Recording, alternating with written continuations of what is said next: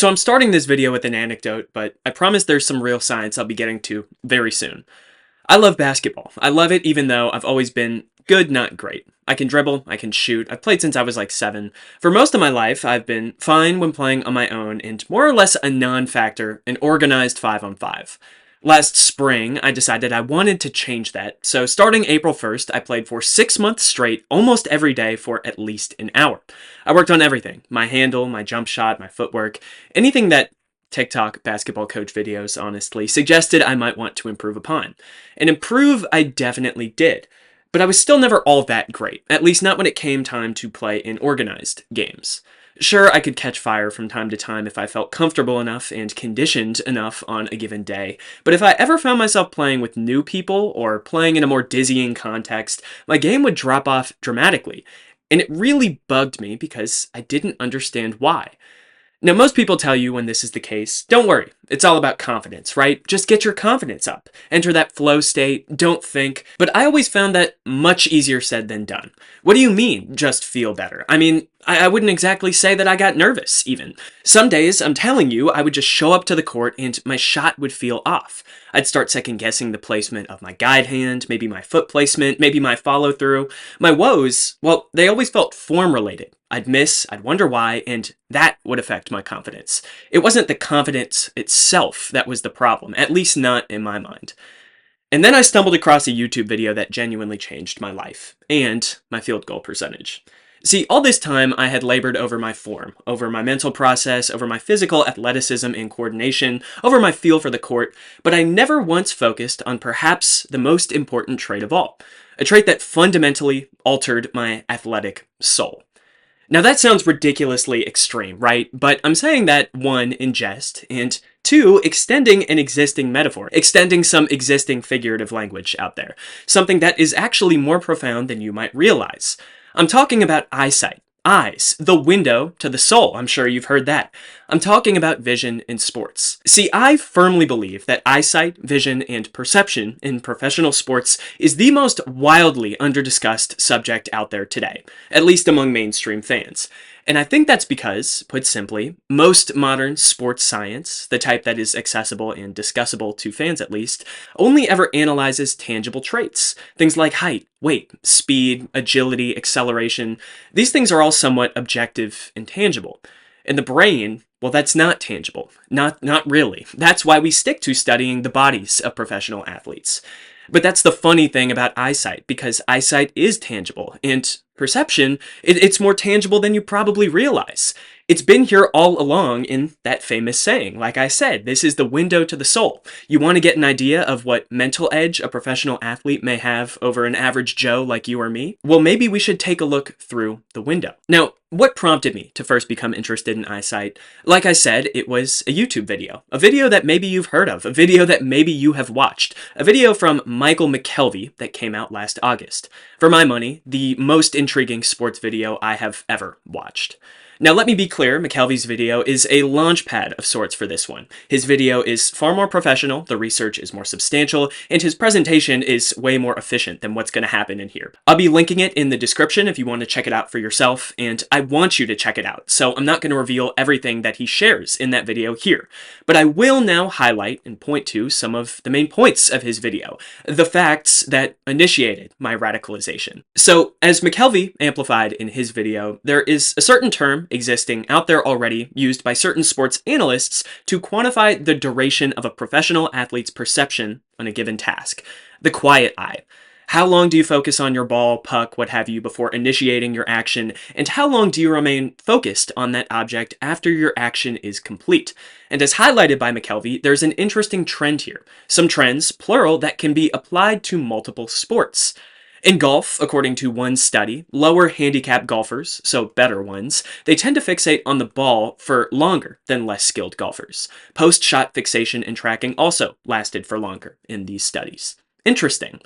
In basketball, in a different study, quote, expert free throw shooters had nearly 3 times the quiet eye duration of near expert shooters. That's also interesting. Thanks, Michael McKelvey. Furthermore, in a different study, it was found that the quiet eye can be trained. Again, this time it was in relation to free throws. And in this instance, the training resulted in a collective free throw percentage increase among a group of 22%. Really, really interesting, right? But these cases, they're all a bit different than live sports events, right? I think we can all agree on that. A specific skill, possession of an object, and an unspecific amount of time to aim in a direction without interference. Well, McKelvey, he also provided some additional evidence of this subject applying to live action sports. Say, hockey goalies and baseball players. Those were two things he talked about. I bet you didn't know that the average MLB player's vision is actually 20/12. I thought personally before the video that it couldn't get better than 20/20. I bet you also didn't know that testing indicates a correlation between quiet eye duration and saves versus allowed goals in hockey. That's also pretty cool, and like I said, now we're talking about live sports. Now, ultimately, this fascinating video, it ends up begging the question, is the evidence that we've gathered so far related to the quiet eye trend more of a causation discussion or a correlation one?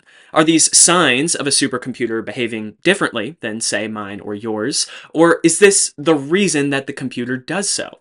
I was fascinated, and before I go further, let me make clear again, McKelvey's video, it will be linked in the description.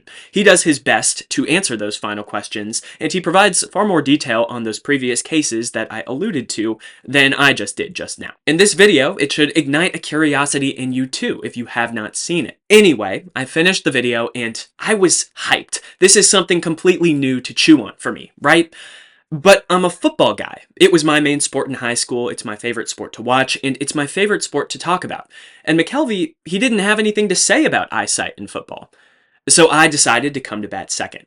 My process, unprofessional, nowhere close to McKelvey's. And again, for my money, that's the best sports video I've ever seen, so I don't know if it could have been. But nonetheless, my initial findings, on my own time, the very first place that I looked, it was intriguing. It was enough to make me want to keep digging, even though it, in and of itself, the fact that I found, it was not nearly enough to prove anything definitively.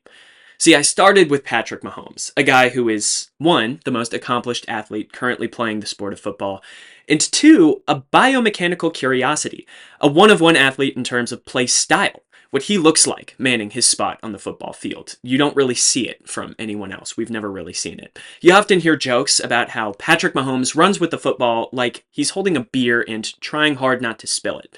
He's always got this three-quarter crouch going on. He's always holding the ball somewhat far away from his body. And most importantly to this discussion, he kind of contorts himself like an owl when he's moving around. It's like his head, his neck, it's independent from the rest of his body. Whether he's throwing or running, he's always pretty steady from the neck up.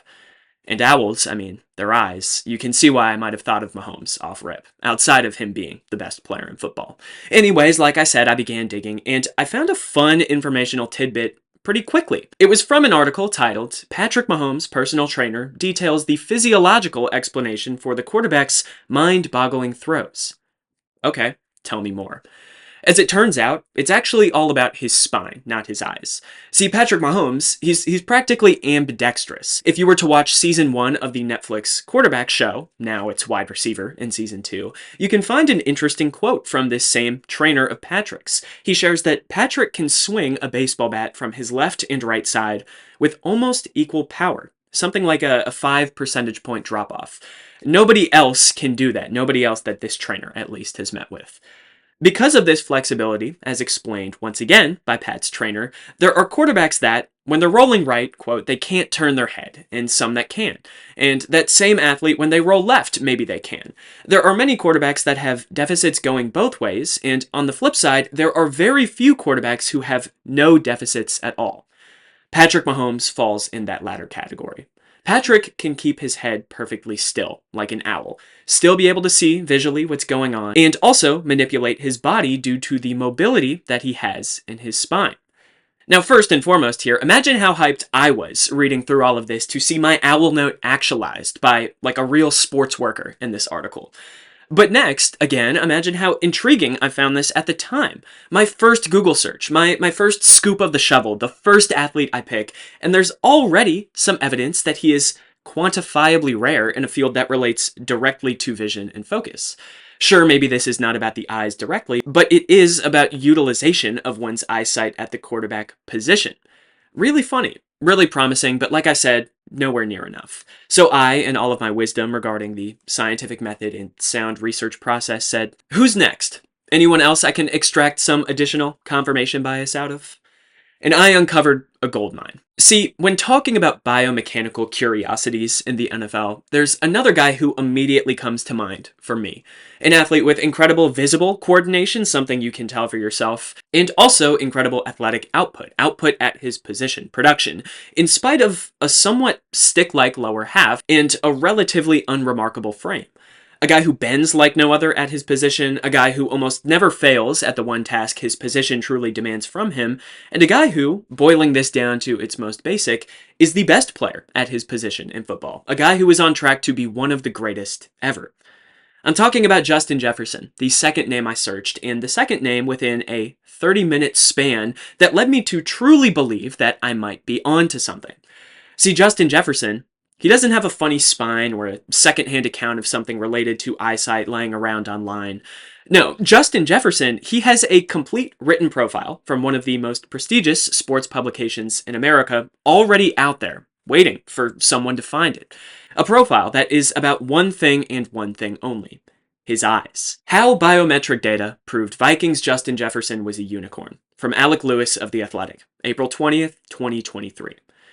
The article starts with LSU athletic trainer Jack Marucci, a guy who's been working with the school for quite some time, and a guy who pegged Justin Jefferson as a, quote, can't-miss talent prior to the 2020 NFL Draft, where the receiver, he obviously fell. He wasn't even the first guy taken. And as outlined by Alec Lewis of The Athletic in this groundbreaking, to me, piece, this wasn't just a bias from the LSU employee saying that Justin Jefferson was a can't-miss prospect. This wasn't a bias of his, and it also wasn't just a hunch. See, Marucci, apparently, has always been interested in, quote, under-the-radar talents who didn't have elite size, strength, or speed, but still managed to excel. Guys who, using the process of elimination here, I guess, must then excel at the mental side of the game, right? Marucci, he's had an infatuation with the S2 test for some time, in relation as well, in addition. Ever since former athlete Brandon Alley brought it directly to his attention, that is. It's a test which has evidenced plenty of success stories among non-athlete athletes in the NFL. Guys like Jalen Mills and Deion Jones from LSU, but also guys like Brock Purdy, Mr. Irrelevant. Marucci and Alley, on their own, found that the test was, one, as suspected, meaningful to some degree. I mean, why would teams use this?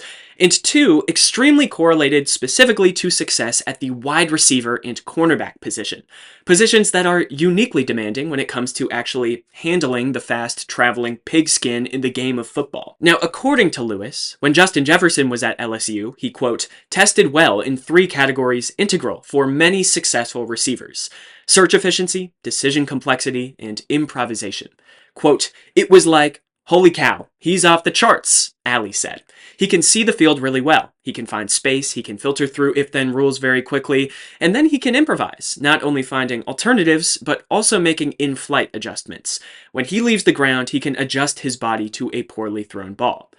That was part 1 of Alec Lewis's piece. Very interesting. I never thought about how the S2 test could relate vision to cognition, although I guess that makes perfect sense. That's probably what the test is about. I'm just a casual fan here.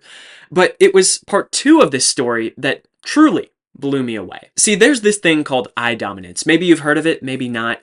Every person has a dominant eye. I've been taught that the way you can figure out your dominant eye is to take something, you focus on it, you make a triangle with your hands, and then you close each eye, one at a time. And whichever eye of yours centers that object when you have it open, that's your dominant eye. We've all got one, and that's how we perceive the world. We perceive it primarily through that eye. Dominant eye. Now, without revealing too much more information from the article, as I want you to support good journalism here, I hope you go subscribe to The Athletic if you have not already. Jack Marucci, he's also got baseball ties. Ever seen the bats, Marucci bats? On his own time, Marucci has been curious about eyesight related to athletic performance beyond the S2 test, beyond the sport of football. And sometime around 2019, Marucci finally got the idea to go deeper with his studies. Continuing to work with Alley and also working with Mike Mann of the University of Florida, Marucci developed some tech that could further test tracking, perception, and eye dominance in LSU athletes, in 15 of their receivers, to be specific. Now, elite athletes, according to Brandon Alley, tend to have minimal degrees of eye dominance, meaning both eyes absorb information for the brain to process pretty equally, pretty close to equal. That's something that's been somewhat known for a while, and it's also kind of intuitive, right? Athletes, they're just better at most things than normal people. But here's the kicker. Even among athletes, among professionals or borderline professionals, Justin Jefferson is a unicorn, nearly one of one. According to Marucci, Justin Jefferson has the ability to change his eye dominance depending on the type and direction of the route he is running. Quote, I've tested a lot of guys now. He's the only one I've seen who can do that. Now first, that article goes into much more detail about Marucci and his process, his partnerships, etc. I hope you go read it, and I don't want to reveal any more about those subjects. But second, oh my gosh, it was at this point that I took to the internet, right? I shared my brief findings online, I tied McKelvey's original inspirational video into the equation, and I raised the question to other football fans out there, are we seriously undervaluing eyesight as a trait among NFL athletes? I mean, this feels like a huge story to me. I'm pretty informed. Why have I never once heard this discussed in the mainstream? Tyreek Hill, one of the other best receivers in the NFL, we constantly talk about how his speed makes him special. Jamar Chase, we constantly talk about that athleticism, that after-the-catch ability. But Justin Jefferson, he's a unicorn, and we haven't talked about why he's a unicorn. At least I had never heard anyone else talk about it. What's going on? And then I learned of another case that blew my mind. A case regarding, again, one of the most coordinated athletes to have ever played the sport of football.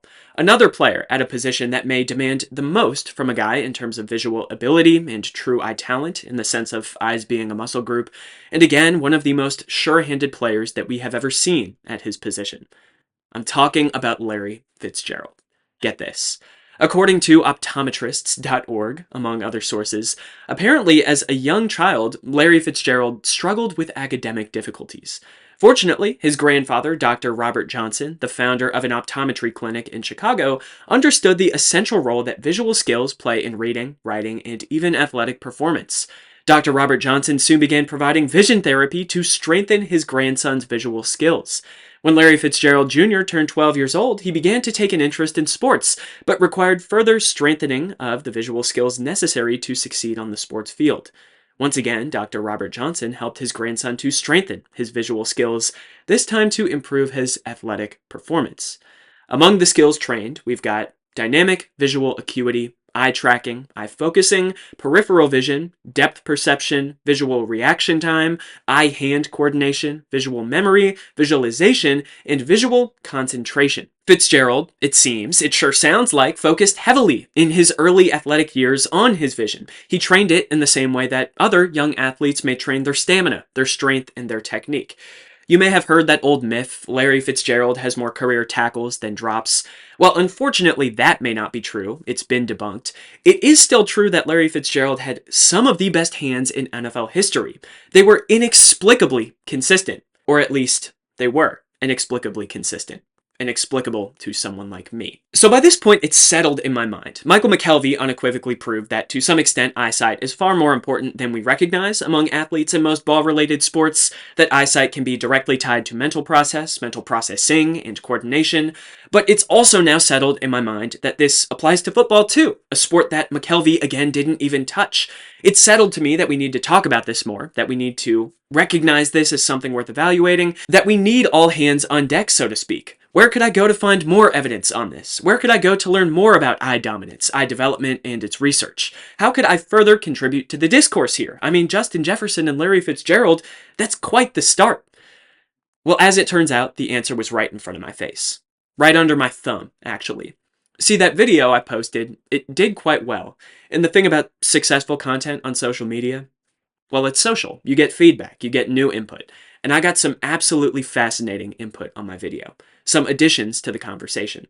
We can start with Brett Coleman, the well-known football YouTuber. He left his own input on the video. He said that the S2 test is something he's gotten to investigate up close and in person. And he said that, what they're doing with it, it's pretty mind-blowing. He really wishes that what they do was available to the public, that it was something we could all see and discuss, because it really sounds like they're cutting edge on these fronts. That piqued my curiosity. Perhaps that will be a video of its own someday, when I have more resources. Next, I learned that Cristiano Ronaldo, his scanning and perception relativity relative to the average human, the average soccer player, it's pretty standout as well. It's pretty different. Michael McKelvey also did hint to this a little bit. I mean, there are some videos, some old videos online breaking down how Ronaldo perceives the game, where he's looking while he's dribbling, that sort of thing. Really cool. I highly recommend checking it out. Not only is he unique when he's dribbling, when he's in control of the ball, but he can also shoot lights out, and he can shoot with the lights out. There were some tests done regarding his quiet eye. I next learned that Dylan Cruz, the baseball player, well, he's got no dominant eye at all. They're even. I didn't even know that was a thing. Going further back in time, Pele, the famous footballer, well, apparently his peripheral vision was 30% greater than that of the average athlete. I know very little about that type of football, but from what I've gathered, he is one of the greats. So that seems pretty significant to me. And that's from the New York Times. Very, very interesting. Staying back in time, it's alleged that Ted Williams had 20/10 vision, maybe as good as 20/3, so he could see things at 20 feet that normal people see at 3. I don't know if that's true. I know he played a long time ago. Now, I started with the rumors in this comment section, but there's some even more significant stuff here, some better supported claims, like, say, Barry Bonds, arguably the greatest hitter in the history of baseball. Now, this is wild. So, Dr. Bill Harrison, the most renowned visual performance specialist the game of baseball has ever witnessed, has spent nearly 50 years studying how to train the vision of athletes at the highest level possible. In almost 50 years of vision testing major league hitters, Barry Bonds has no equal, according to Dr. Harrison. Bonds may have had the greatest hitting-specific vision of any batter in history, in the way that he could stop from swinging at marginal pitches and go after pitches that he knew he could drive hard in the vast majority of the time. Quote, "I have a battery of tests which I have performed on major league players going back to the early 70s for a number of organizations," said Dr. Harrison. In testing thousands of major league hitters, Barry Bonds tested out with the highest vision readings of any baseball player we had ever worked with. I first saw him in 1986 during spring training as he came out of A-ball after signing with the Pittsburgh Pirates organization after playing for Arizona State University. He was not considered a legitimate major league prospect for the Pirates at the time. When I tested Barry Bonds, I gathered all the information on him and left the room. Barry is the only player who has achieved 100% in each of those categories and subsequently received a 100% in terms of high-level binocularity. I then talked to Sid Thrift, general manager of the Pirates. I told Sid that the last player I saw, Bonds, was the most visually gifted of all of the players I had evaluated since 1971, which was 15 years at the time. I had never seen a baseball player as gifted visually and mentally as this guy. That was a long blurb, but I hope you understand why I inserted it. That's a GOAT right there. A GOAT with some vision evidence under his belt. Now under our belts, in this case that we're building. Now, that article in general is really fascinating. It goes deep into visual testing in baseball from a veteran in the field. I highly recommend you check that one out. And if we're sticking with potential GOATs of sports here, well, Wayne Gretzky. Multiple people, first and foremost, in my comments pointed out that, anecdotally, Wayne Gretzky has always had a hard time understanding how others could not perceive the game of hockey in the same manner as he. And I mean, that makes sense, right? He's Wayne Gretzky. You could kind of figure he's built different. But what if I told you that, like Bonds, or like Justin Jefferson in this conversation, there's a scientific reason. Gretzky allegedly had the fastest long loop reflex arc that a doctor at the University of British Columbia had ever seen. This allows him to react to seeing an open teammate or an open corner in the net faster than anyone. He had this, along with heightened peripheral vision that he developed to maximum capabilities. Shout out to Reddit, let's pull from Reddit here, quote, "Gretzky was renowned for his ability to anticipate his teammates' and opponents' movement intentions. He was quoted in Time magazine as saying, quote, "People talk about skating, puck handling, and shooting, but the whole sport is angles. Forgetting the straight direction the puck is going, calculating where it will be diverted, factoring in all the interruptions." And when Gretzky took control of the puck, another set of extraordinary cognitive abilities would take over. In particular, his long loop reflexes. Long loop reflexes are movement responses to sensory stimuli that involve complex loops of nerve cells in the brain. Gretzky had the fastest long loop reflex times of anyone examined at the University of British Columbia laboratories in Canada. Additionally, reading aloud from this Reddit goldmine that samples from elsewhere, Gretzky has one other physical neurological attribute that undoubtedly contributes to his extraordinary success. Gretzky claims that he never turns his head in order to make a pass. In fact, he never looks at the players on his wings before passing the puck to them. What Gretzky's reporting here is a much greater than average ability to perceive motion far from his center of vision, and that this motion is sufficient to trigger his passing skills. Most of us spend our lives moving our eyes in order to keep objects within the center of our visual field, where visual acuity and color discrimination are greatest. Perception of motion, however, is maximal outside of this area, and these moving images are relayed from the retina to those visual cells. These visual cells and their distribution are under hereditary control, but without the proper stimulation during the appropriate window of opportunity, they will never develop, apparently, to their maximal capability. So Gretzky, it sounds like he had this physical skill already, and he developed it. His peripheral vision, it was something that he worked on. So this is nuts, right? It's more evidence that this stuff matters, that vision is something we're probably not talking about enough. If we're going to keep going here, going further with the goats, this is the sort of thing I'd never find on my own. Apparently, a certain Call of Duty goat out there has said his fair share in relation to vision as well. This guy named Crimsix. I'm not super involved in COD, so maybe you've heard of him. I sure haven't. But Crimsix is on record saying that pretty much every pro COD player is cross-eye dominant. Specifically, they are right-handed with a dominant left eye, so that they can read their minimap better. Go figure. I'll take Crimsix's word on that. I figure there's not as much testing on that as in some of these other sports, but I find it funny, again, that there's eyesight correlation here, that this stuff isn't completely random. And additionally, just while I'm squeezing the juice out of this comment section, here are some other cases. Roger Staubach, Christian McCaffrey, and more importantly, golfers Tiger Woods and Jack Nicklaus, colorblind. They're colorblind. Why Jack Nicklaus and Tiger Woods literally see things differently. That's an article out there.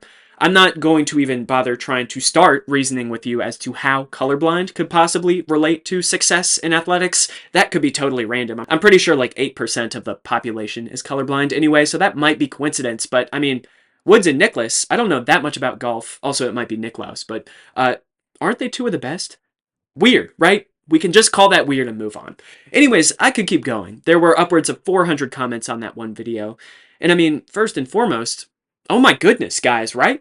It's got to feel now like we're onto something. Sure, there's a bit of confirmation bias in all of this. And sure, this is unprofessional, Googling random athletes and attaching the word eyesight to their names. But I mean, is this not objectively more informative than were I not to have ever initiated this conversation at all? This additional conversation after that McKelvey video? Sure, there are unknowns, and sure, some of this may be relatively anecdotal, but this is a fantastic foundation to build upon for all of those who are curious. And like I said, this rabbit hole, it genuinely helped me to become a better basketball player.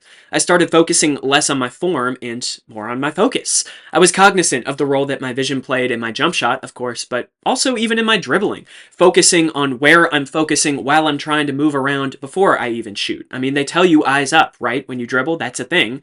I'm sure my friends could even tell you I got better, that my bad days, they became less bad all of a sudden, that my consistency, it rose, and that I started spiraling less. On the days where I was missing shots, I can tell you from experience inside of my own head, it became less about what's wrong with my form, what's wrong with my follow-through, and more about, let me focus up, let me get back to looking at the rim and tuning out the noise. Yeah, maybe this is placebo, but I doubt it. And yeah, maybe it's not as simple as telling a professional athlete, hey, have you tried watching the ball? Hey, have you watched Michael McKelvey? Maybe by that point it's too nuanced, but I mean, for you, a casual sports player most likely like me, absolutely consider this, I'd say. Please understand for your own sake that this is something that can be trained. I mean, eyesight, eye vision, that's a muscle, after all. We even kind of knew that already dating back to McKelvey's study. This is really cool. That's Subpoint 1 here, but Subpoint 2 is, oh my gosh, I love you people. Is this not beautiful? An informed sports conversation between information-seeking individuals, the power of the internet maximized, from McKelvey to my curiosity to the shared wisdom of others. This is exactly what I love about the internet. There's never a dull moment. It's a this is why we play feeling to me that ascends hot takes and immediate reactionary content online. No, this is sports discourse that makes us smarter people. And that final bit, making us smarter people, that's how I'd like to conclude this video. Sure, this may be a lesson to some about eye dominance and visual training that you can recite to your friends, your child, maybe, your coworkers, whomever. It's cool sports knowledge, after all. But this video isn't titled Eye Dominance in Professional Sports. It's how I became radicalized about eye dominance in professional sports. because I want this to be a lesson in internet utilization, in appreciation of this tool, and in capitalizing on your own curiosity, in both the physical, real-world, mind-body dualism behind the science of eye dominance, marrying the brain with the body, but also in the figurative mind-body dualism present in this story about me, about the mental journey that I went on to learn about this subject and the physical actions that I took in turn. The process of creating my first video and in this one. There's a saying I like: practice doesn't make perfect, perfect practice makes perfect. In other words, whatever your passion, whatever your goals, whatever you may be working toward on company time or on your own time, it's never just about action alone or mindless practice. Say, the nameless, faceless wide receiver working on their craft in the same way as all who came before him. And it's also never just about thought or unactualized knowledge, the figurative optometrist here with no relation to the sport of football. If you're sticking with me, because this might not make sense, to me, greatness and excellence in any field, the figurative Larry Fitzgerald in all of this, is often about marrying the two, weaponizing your curiosity and turning thought into action, maximizing both the body and the mind, taking a unique approach. Again, that dualism. Not to pat myself on the back here, but if you made it to the end of this video, that means that my weaponization worked. All of my research and information seeking, my curiosity, my mental process, but also all of the actions that I took to actually create this. At least for this one video, it paid off. That's what I'm talking about. I'll take that. And so if you were curious enough to make it through this video, I hope you feel as though that curiosity was rewarded too. Maybe you'll have some new ammo on your own quest to becoming a better athlete after watching this, or maybe a better coach. Maybe you go into optometry now as if I haven't given myself too much unnecessary credit already. Or maybe you'll just feel a bit more inspired to become an internet explorer yourself. I mean, that's all I really am. To realize how many curious cases and dots there are to connect just laying around out there right now, waiting for someone to put them together. You don't have to be a scientist. You don't have to be doing it for money. I know I'm not. There are no prerequisites stopping you from learning about something new online. Something that may radicalize you, sports-related or not. You go as far as your curiosity takes you. That's what I'm really trying to emphasize in this final chapter of my video. I can't tell you how much I appreciate you watching, and I hope you now understand why I end every video of mine with insistence that you leave something in the comments. Informed conversation is the point of the internet, and I, the creator of this video, I'm only half of that equation. The rest is you. So thank you. I hope you enjoyed this video. I know I might have gotten a bit too diluted for you at the end there, talking about curiosity and internet exploration, but if you can't tell, it's something I'm kind of passionate about. I'm just someone somewhere that really likes football and really wants to make videos about football and recognizes that I am only as smart as the tools that I use, and those tools, they're often things that I found online. Be it a conversation about eye dominance, a conversation about quarterback discourse like last week, conversation about anything, it only happens because of the information that I have access to, and maybe you want to start your own conversations. I like to think that maybe I could inspire one or two other people to do that too. Either way, like I say in all of my videos, the whole point of this channel is just to keep sports conversation going, keep conversation alive, not to come to a conclusion, not to come to a halt.